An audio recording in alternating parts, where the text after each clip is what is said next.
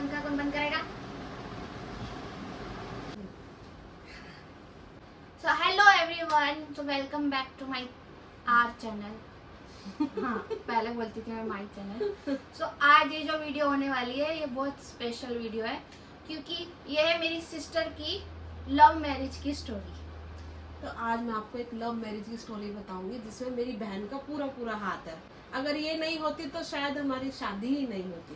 वैसे मैं आपको मोटा मोटा बता देती हूँ, हम दोनों साथ में जॉब करते थे। जॉब करते करते हम दोनों एक दूसरे को लाइक करते रहे। लाइक करते करते हम दोनों ने शादी करने का फैसला किया। फिर मैंने अपनी सिस्टर को बताया, फिर सिस्टर बताएगी आगे क्या हुआ। वो देख, हकीकत बतानी है क्या? हकीकत क्या? तो सबसे पहले हम घूमने गए, मिले मतलब मेट्रो पे। तो मुझे तो सही लगे कि भाई अच्छे हैं, डिसेंट से हैं, बोले वाले से।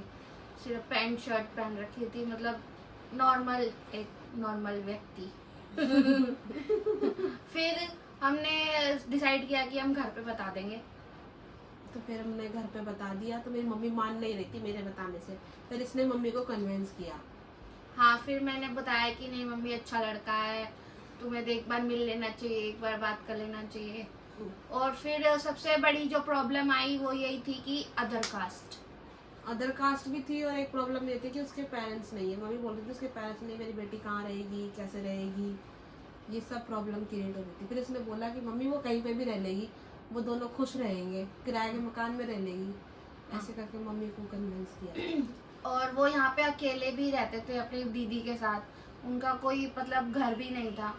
तो यही दिक्कत थी कि कैसे रहेगी, कैसे एडजस्ट करेगी। फिर बहुत टाइम बाद सोचते सोचते, बात करते करते डिसाइड हुआ कि चलो एक बार मिल लेते हैं।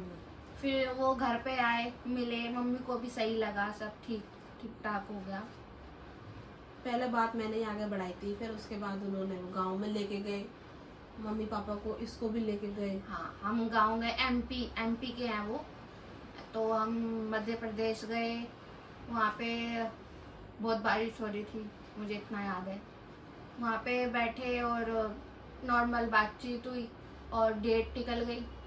किसकी डेट? 11 मई शादी की डेट। हाँ, शादी की डेट थोड़ी निकली थी। शादी की डेट निकली थी 11 मई की। सीधा आए थे शादी की। हाँ, सीधा डायरेक्ट शायद शादी की डेट निकाल दी थी 11 मई, जिससे हम डिसएग्री थे कि नहीं, मई में हम शादी नहीं करेंगे, बहुत गर्मी होती है।